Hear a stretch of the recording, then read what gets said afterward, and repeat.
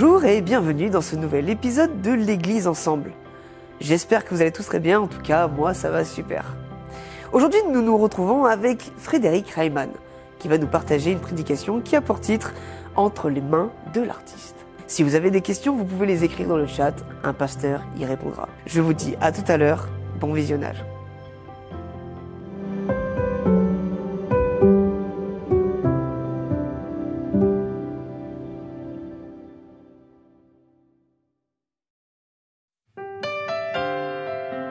Le lendemain, Jean-Baptiste vit Jésus venant à lui, et il dit, « Voici l'agneau de Dieu, qui ôte le péché du monde. » Le roi de l'univers aurait pu venir parmi nous dans sa splendeur. Il aurait pu descendre vêtu d'une lumière qui révèle sa grandeur. Il aurait pu surgir en guerrier, en conquérant sur un cheval blanc. Oh oui, mais il savait que pour payer nos péchés, il fallait un agneau.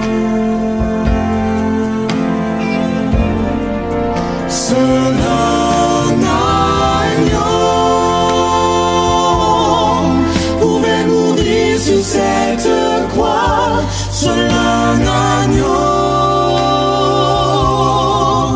dont le sang paierait pour moi. N'effacerai mon péché. C'est pourquoi le Tout-Puissant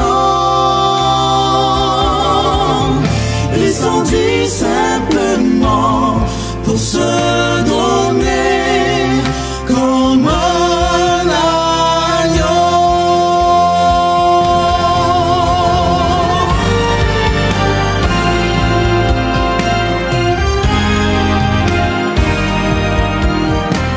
Des siècles, les enfants de Dieu avaient placé leur offrande sur l'autel.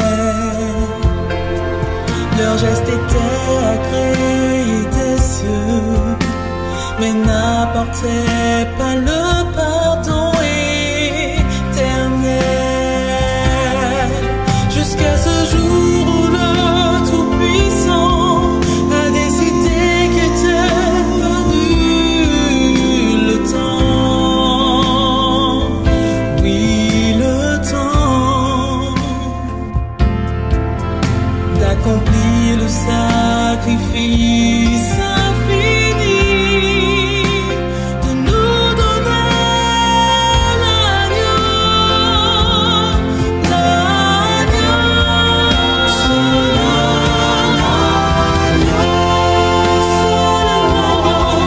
pouvait mourir sur cette croix. Seul un agneau dont le sang paierait pour moi. Oh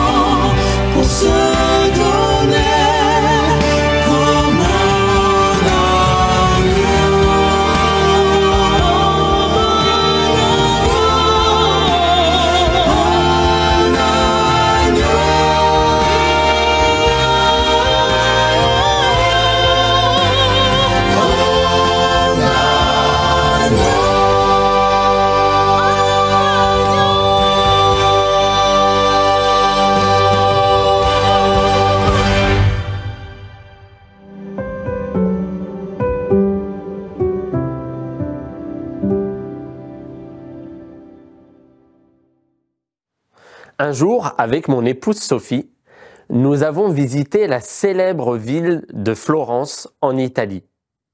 Florence a la particularité d'être le berceau de la Renaissance, mouvement de l'histoire européenne associé à la remise à l'honneur de la littérature, de la philosophie et des arts de l'Antiquité gréco-romaine. Cette ville est merveilleuse. C'est un véritable musée à ciel ouvert. On a beaucoup marché et vu de nombreuses choses, telles des statues, des œuvres d'artistes très célèbres. En plus, il y a de nombreux musées d'art qui proposent des expositions permanentes et temporaires. Mais si je dois être honnête avec vous aujourd'hui, ce qui m'intéressait moi, c'était surtout les restaurants. En réalité, je ne suis pas vraiment attiré par l'art.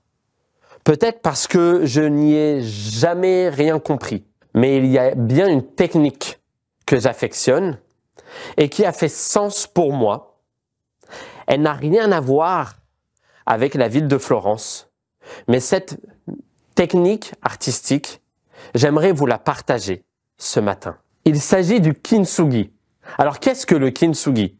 Le kintsugi serait apparu lorsque, à la fin du XVe siècle, le shogun Ashikaga Yoshimasa a renvoyé en Chine un bol de thé chinois endommagé pour le faire réparer. Le problème, c'est que le bol serait revenu réparé avec de vilaines agrafes métalliques.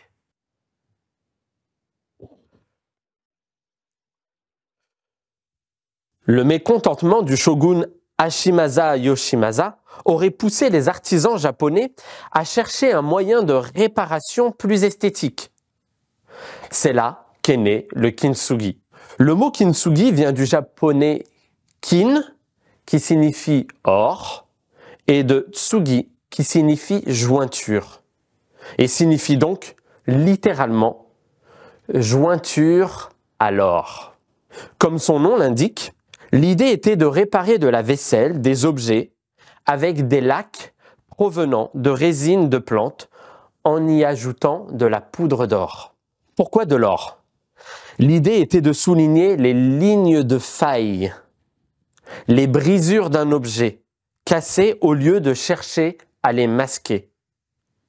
L'intention était donc de les mettre en évidence pour mettre en valeur le passé de l'objet, son histoire, et donc les accidents éventuels que cet objet aurait pu traverser. La casse d'une céramique ne signifiait plus sa fin ou sa mise au rebut, mais un renouveau, l'occasion d'un nouveau départ, d'un nouveau cycle et d'une continuité dans son utilisation. Il s'agit donc d'un processus de réparation long et extrêmement précis, se déroulant en de nombreuses étapes, sur plusieurs semaines, voire plusieurs mois. On dit même qu'il faut parfois 1 an pour réaliser le meilleur kintsugi. Soigner, puis honorer, l'objet cassé assume donc son passé et devient paradoxalement plus résistant, plus beau et de plus grande valeur qu'avant le choc. Parfois, j'ai l'impression que nous aussi, en tant qu'êtres humains, nous sommes aussi brisés, comme ce vase. Brisé tel ce vase. Des vases brisés, cela me fait penser à un verset que j'ai lu récemment au cours d'une méditation. L'Éternel est près de ceux qui ont le cœur brisé, et il sauve ceux qui ont l'esprit dans l'abattement. Psaume 34, 19.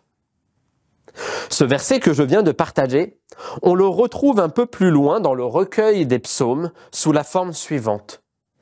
Il guérit ceux qui ont le cœur brisé et il pense leurs blessures. Psaume 147, verset 3. Oui, parfois la vie nous frappe, ne nous faisant pas de cadeaux. Elle nous frappe durement. Si dur en fait que cela en vient à nous briser, comme ce vase.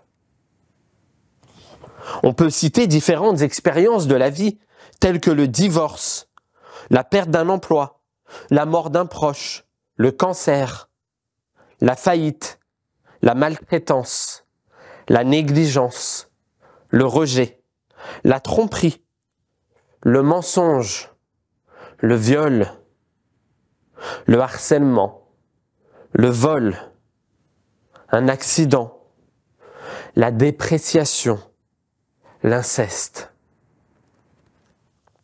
Toutes ces difficultés peuvent prendre un homme ou une femme, quelle que soit leur force, et les briser sur le sol comme ce vase. Je dois vous dire que lorsque je regarde cette liste, je pourrais cocher presque la moitié de toutes ces cases. J'imagine qu'au moins une de ces choses t'est déjà arrivée et a contribué à ce que tu te sentes mal, brisé par la vie, brisé par les gens, pire, brisé par un proche. Peut-être que cela est même ton cas aujourd'hui, toi qui m'écoutes. Mais revenons au kintsugi. Le kintsugi, cette technique artistique asiatique, nous montre le pouvoir et la beauté de la mort et de la résurrection d'un objet. C'est une parfaite représentation de la puissance de l'Évangile et une belle métaphore de Jésus au travers de sa mort et de sa résurrection. Il y a un avant et un après-résurrection. Nos yeux se focalisant ce matin sur le Christ ressuscité. Tout comme une œuvre d'art, nous avons été créés par les mains d'un artiste. Attention, pas n'importe quel artiste, l'artiste. Mais nous avons été brisés à cause du péché.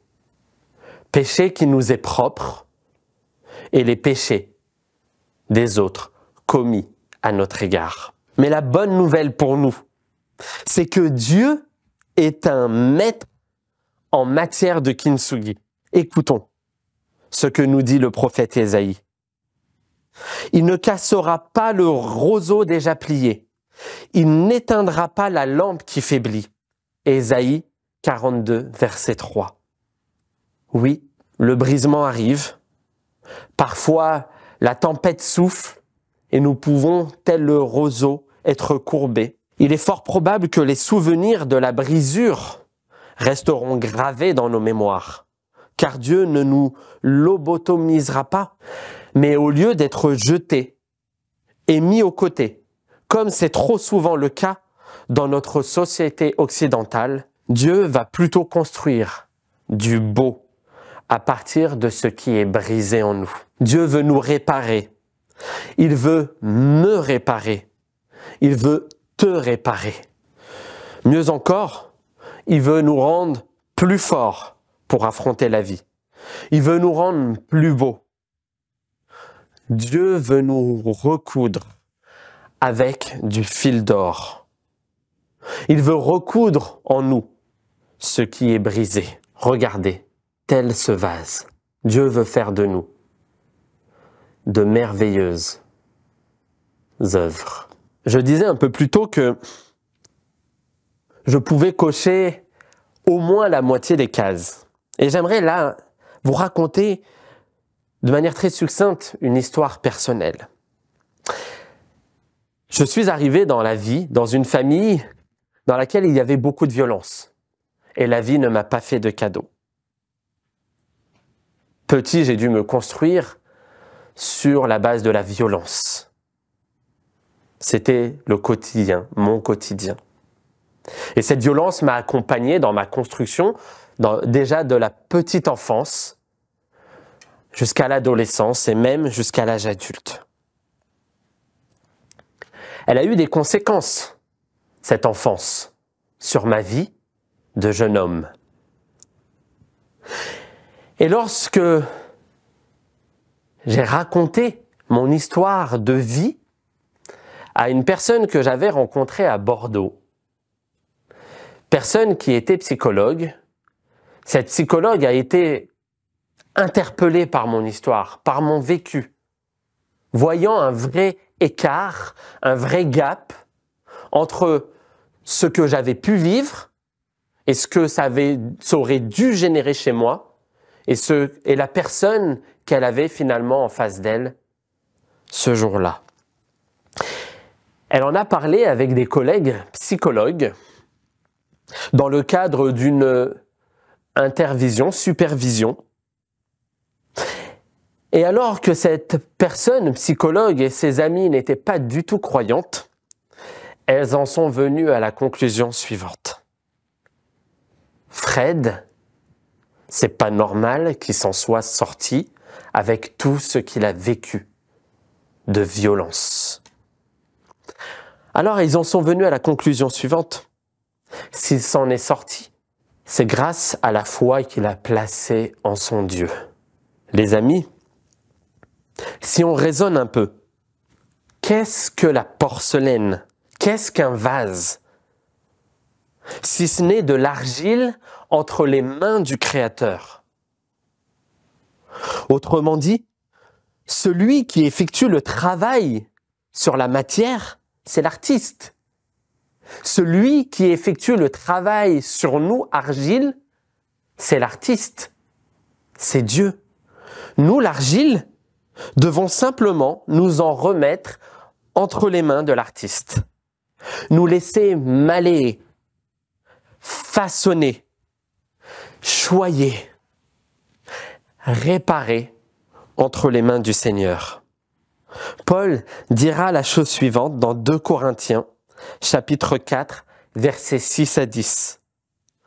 En effet, le même Dieu qui un jour a dit que la lumière brille du sein des ténèbres a lui-même brillé dans notre cœur pour y faire resplendir la connaissance de la gloire de Dieu qui rayonne du visage de Jésus-Christ. Mais ce trésor, nous le portons dans les vases faits d'argile que nous sommes, pour que soit la puissance extraordinaire de Dieu qui se manifeste, et non notre propre capacité. Ainsi, nous sommes accablés par toutes sortes de détresse, et cependant jamais écrasés. Nous sommes désemparés, mais non désespérés, persécutés, mais non abandonnés, terrassés, mais non pas anéantis. Oui, nous portons toujours et en tout lieu dans notre corps la mort de Jésus, afin que la vie de Jésus soit elle aussi rendue manifeste par notre corps. Chers auditeurs, soyez déterminés à chercher Dieu au milieu de vos souffrances. Oui, il y a de l'espoir, tout n'est pas fini. Il est plus que capable de réparer tous les dégâts causés dans votre vie. Ma prière pour chacun d'entre nous ce matin est la suivante. Seigneur, Dieu de toute grâce, je crois que tu peux affermir, tu peux me fortifier, me rendre inébranlable en réparant tous les dégâts qu'il y a dans ma vie.